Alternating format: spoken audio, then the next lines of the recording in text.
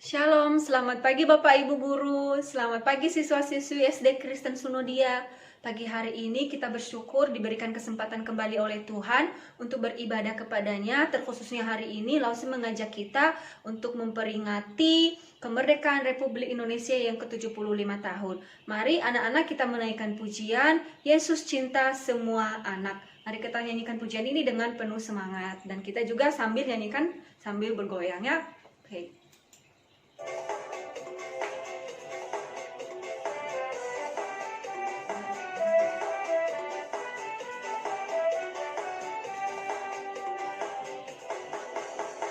Yesus cinta semua anak di dunia. Kuning, putih, dan hitam, semua dicinta Tuhan. Yesus cinta semua anak di dunia. Yesus cinta semua bangsa di dunia. Kuning, putih, dan hitam, semua dicinta Tuhan. Yesus cinta semua anak di dunia. Yesus cinta semua anak di dunia. Kuning, putih, dan hitam, semua dicinta Tuhan. Yesus cinta semua anak di dunia. Yesus cinta semua bangsa di dunia. Kuning, putih, dan hitam, semua dicinta Tuhan. Yesus cinta semua anak di dunia. kuning, putih, dan hitam, Semua dicinta Tuhan, Yesus cinta semua anak di dunia. Ayo kita berdoa, Lause memimpin kita dalam doa. Tuhan Yesus, kami bersyukur Engkau Allah yang mengasihi dan mencintai kami. Engkau bukan saja hanya mencintai kami, menyelamatkan kami, mengampuni dosa-dosa kami, tetapi Engkau juga Tuhan Yesus yang mengasihi bangsa kami. Tahun demi tahun kami boleh hidup di dalamnya, bahkan kami boleh sekolah, melakukan segala kegiatan kami. Dan kami bersyukur ya Tuhan, di tahun ini kami mengingat untuk pembebasan yang telah Engkau berikan di negeri kami sudah 75 tahun. Dan saat ini kami merayakannya dengan penuh syukur kepada Tuhan kami Yesus Kristus di dalam ibadah kami pagi hari ini. Tuhan, tolong kami, Engkau berkati ibadah kami ini dari awal hingga berakhirnya. Biarlah puji-pujian kami, bahkan ketika kami merenungkan firman Tuhan, boleh menjadi berkat bagi kami sebagai anak-anak yang cinta Tuhan, anak-anak yang cinta negeri kami. Di dalam nama Tuhan Yesus, kami bersyukur dan berdoa. Amin. Nah, sekali lagi Lause mengajak kita untuk menyanyikan pujian. Bermacam-macam kita hadir di sini, tetapi kita satu. Walau kita berbeda-beda suku, ras, bahasa, khas makanan, dan lain sebagainya, tetapi kita satu di bangsa Indonesia ini, dan Tuhan pun tetap mencintai kita. Ayo kita menyanyikan pujian. Bermacam-macam kita hadir di sini.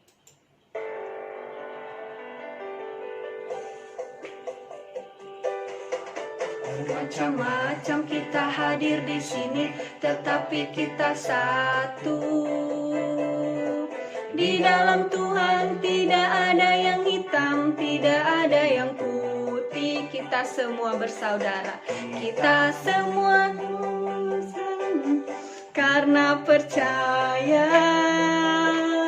Yesus Tuhan, Yesus Raja, Maha Kuasa. Haleluya. Haleluya.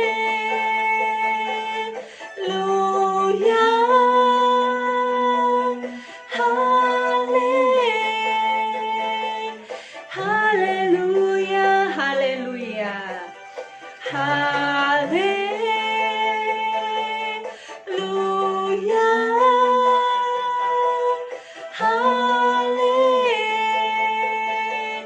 Haleluya. Sekali lagi.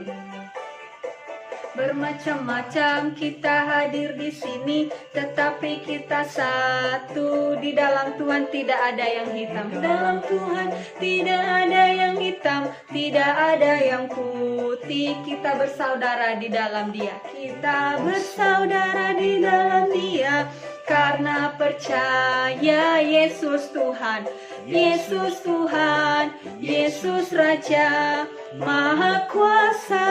Haleluya. Haleluya.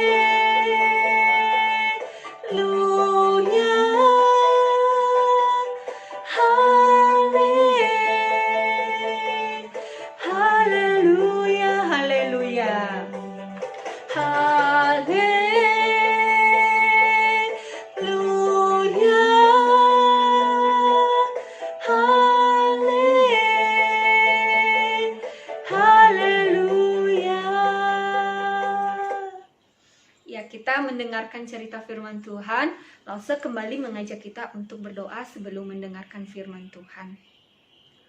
Tuhan Yesus, sekali lagi kami berdoa, kami memohon pertolongan Tuhan, kami memohon hikmat Tuhan, pengertian dari Tuhan, untuk kami boleh mendengar firman Tuhan dengan baik, dan kami boleh memahaminya. Engkau berkati kami ya Tuhan Yesus, Engkau juga berkati Lause Senia yang menyampaikannya untuk kami. Di dalam nama Tuhan Yesus kami bersyukur dan berdoa. Amin. Bapak, Ibu, dan adik-adik sekalian, hari ini Lause menceritakan satu tokoh di dalam Alkitab Perjanjian Lama yang bernama Nehemia. Nehemia ini adalah seorang yang sungguh mencintai bangsanya, yang mengasihi negerinya. Nah, dengan cara apa dia mengasihi bangsa dan negerinya? Nah, dengarkan Lause ceritakan firman Tuhan ini ya. Anak-anak tidak boleh ribut di rumah atau main HP, main yang lainnya, tapi fokus untuk mendengarkan Lause bercerita. Nah, Nehemia ini adalah seorang Israel, namun dia melayani Raja Persia. Kenapa dia melayani dan tinggal bekerja di negeri Persia? Nah, Lause mau menceritakannya ya. Dulu adik-adik, setelah Raja Salomo mati, kerajaan Israel itu terpecah menjadi dua. Nah, yaitu kerajaan utara dan juga kerajaan selatan. Kerajaan bagian utara itu ibu kotanya Samaria, dan bangsa ini dijajah oleh bangsa Asyur. Sedangkan kerajaan selatan ibu kotanya Yerusalem, dan orang-orang Yerusalem ini juga dijajah, dibawa ke Babel, sehingga seluruh orang Israel itu dibuang ke sana, menjadi tawanan di sana.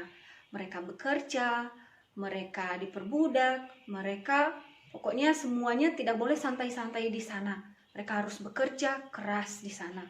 Nah, sekitar 40 tahun ketika bangsa Israel berada di Babel, ternyata orang Persia itu menjajah orang Babel, dan orang-orang Israel yang ada di sana harus ikut Raja Persia.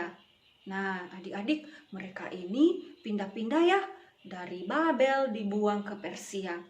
Nah, tetapi Raja Persia ini mendorong semua orang Israel untuk boleh kembali membangun negeri mereka. Nah, di sini adik-adik, bangsa Israel mulai mengalami kemurahan dan pemulihan dari Tuhan. Tetapi ada sebagian yang tetap tinggal di Persia. Ada sebagian mereka yang tidak pulang ke Yerusalem, mereka masih tetap tinggal di Persia, termasuk Nehemia ini. Nah, Nehemia selama dia bekerja kepada Raja Persia, dia bekerja di sana sebagai juru minuman raja. Juru minuman raja ini apa sih? Apakah dia hanya minum-minum terus? Nah, adik-adik, juru minuman raja ini adalah dia seorang yang memiliki tugas sebelum raja minum, sebelum raja makan, maka dia yang duluan mencicipinya. Nah, tugas Nehemia ini berat atau tidak enggak ya? Nah, tugasnya ini adik-adik adalah tugas yang sangat berat dan juga beresiko. Kenapa? Kalau misalnya ada seseorang yang memberikan racun di makanan raja, maka siapa yang duluan meninggal? Pasti itu adalah Nehemia. Nah, tanggung jawabnya ini sangat besar. Dia menjadi satu-satunya orang yang bisa membuat raja ini mati atau tidak ketika dia makan dan minum setiap hidangan yang disajikan untuk raja. Nah, dia melakukan tugasnya dengan baik adik-adik. Nah, setiap kali raja ini meminum anggur, Nehemia mencicipinya dulu. Nah, pada zaman dulu adik-adik minuman raja itu adalah anggur ya, bukan teh, bukan kopi, bukan jus dan sirup, tetapi adalah anggur. Nah, di sini Nehemia sungguh dipercaya oleh raja karena ia berhubungan dengan keselamatan hidup sang raja. Nah, suatu hari pada waktu dia melayani raja, saudara-saudaranya dan juga ada saudara dari Yerusalem datang ke situ, dan mereka menceritakan kepada Nehemia bahwa bangsa Yerusalem itu mengalami kesulitan. Kesulitan apa yang mereka hadapi di sana? Yaitu di mana tembok Yerusalem itu terbongkar dan pintu-pintu gerbangnya sudah terbakar. Tembok Yerusalem dan pintu gerbang itu merupakan pertahanan bagi bangsa Israel untuk menghadapi musuh. Nah, kalau tidak ada tembok itu, pintu itu, maka mereka gampang diserang oleh musuh-musuh mereka. Nah, sehingga itu yang mereka ceritakan kepada Nehemia. Nah, berita itu setelah Nehemia mendengarkan, dia sangat sedih adik-adik. Apa yang harus dia lakukan? Sedangkan saat ini dia tidak ada di negerinya, tidak ada di Yerusalem, tapi masih di negeri Persia. Nah, dia menangis berhari-hari, dia berpuasa, dia berdoa kepada Tuhan karena dia mengasihi bangsanya, dan dia juga mohon pengampunan dari Tuhan untuk bangsanya, untuk bangsa Yerusalem, bangsa Israel ini. Nah, adik-adik, setelah itu ketika raja melihat dia bertanya kepadanya, kenapa ya Nehemia ini kok tidak seperti biasanya, dia mengerjakan tugasnya dengan semangat, tapi kenapa kok kali ini dia sepertinya ada masalah ya? Nah, jadi raja itu menanyakan kepada Nehemia, dan dia menceritakan bahwa saat ini negerinya sedang dalam kesulitan. Nah, justru waktu dia menceritakan itu kepada raja, di sana Tuhan membukakan jalan kepada Nehemia. Tuhan mengutus atau memakai raja ini untuk menolong Nehemia di dalam melakukan tugas ini. Apa yang dilakukan oleh raja? Raja mengizinkan Nehemia untuk kembali membangun negerinya. Membantu Nehemia dengan memberikan surat izin agar dia kembali ke negerinya. Nah, adik-adik, pada waktu dia kembali ke negerinya, dia melihat semua daerah negerinya itu apa yang harus dilakukan nanti di sana. Nah, tentunya dia berpikir saya tidak bisa mengerjakan sendirian, sehingga dia mengumpulkan semua orang di sana untuk bersama-sama membangun tembok Yerusalem kembali. Dan mereka membangunnya, mereka bersatu membangunnya, sehingga sekitar 52 hari jadilah tembok itu, pintu gerbang Yerusalem itu. Nah, anak-anak yang dikasihi oleh Tuhan, satu hal yang baik yang dilakukan oleh Nehemia untuk negerinya. Dia mengasihi negerinya dengan selalu membawanya dalam doa, dan dia juga bertindak untuk membangun kembali yang telah runtuh itu agar kembali berdiri dengan baik, dan semua bangsa Israel boleh ada di dalamnya dengan tenang. Mereka bisa menghadapi musuh lagi tanpa takut karena ada tembok, pintu-pintu gerbang itu. Dan Nehemia melakukan ini tidak sendirian dengan kekuatannya sendiri, tetapi dia senantiasa menyerahkannya kepada Tuhan. Nah, adik-adik sekalian, di hari ini kalau kita merayakan hari ulang tahun kemerdekaan Indonesia, apa yang harus kita lakukan juga untuk bangsa kita? Yaitu kita apa? Kita harus juga berdoa untuk bangsa negara kita. Terus kita hidup di dalamnya, menaati semua aturan-aturan yang ada di negara kita. Tidak membuang sampah sembarangan, ikut gotong royong, dan lain sebagainya. Nah, adik-adik, demikian cerita dari Lause. Mari kita berdoa. Tuhan Yesus, kami bersyukur untuk cerita firman Tuhan hari ini. Tolong kami untuk kami boleh belajar seperti Nehemia yang mengasihi negerinya, yang membangun negerinya. Dan biarlah kami juga ya Bapa menjadi anak-anak generasi di Indonesia ini untuk membangun negeri kami menjadi lebih baik lagi. Di dalam nama Tuhan Yesus kami bersyukur dan berdoa. Amin. Nah, sebelum kita menutup ibadah saat ini, saya mengajak kita untuk menyanyikan pujian, dan kita nanti berdoa untuk bangsa kita. Syukur untuk setiap rencanamu.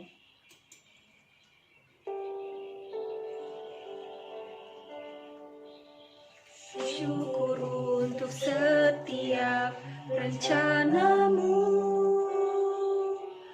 dan rancanganmu yang mulia. Dalam satu tubuh kami bersatu, menjadi duta kerajaan-Mu. Ku ucapkan berkat atas Indonesia, biar kemuliaan Tuhan akan nyata bagi bangsa ini.